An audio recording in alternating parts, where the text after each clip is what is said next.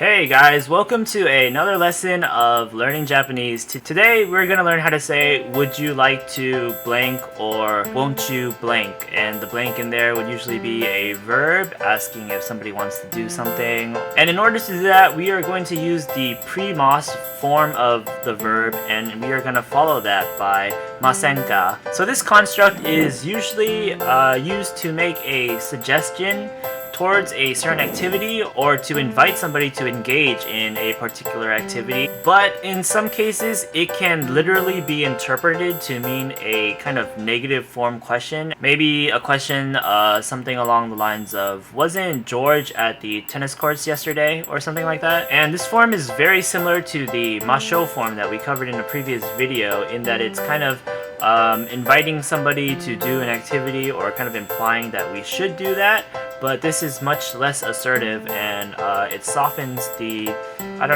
insistence of it. So let's go through one example sentence that is decently difficult to understand this grammar pattern. For our first example, we have Kurasu no ato de crepes o tabe ni shopping center ni ikimasenka. So that was relatively more difficult than the examples that we usually use in the video, so we'll give the English translation first. So basically what the person was asking was, after school, would you like to go to the shopping center to eat some crepes? We'll break the sentence down bit by bit. We have Kurasu no ato de, which is after class. We have crepes o tabe ni, which basically means to eat crepes, and this doesn't really make sense until we get to the last part of the sentence that justifies why you're saying to eat crepes instead of just eat crepes, I guess. And the last part, we have shopping center ni ikimasenka, which is won't you go to the shopping center, or would you like to go to the shopping center? And we put all three of those parts into one sentence, and we have after class, would you like to go to the shopping center to eat crepes?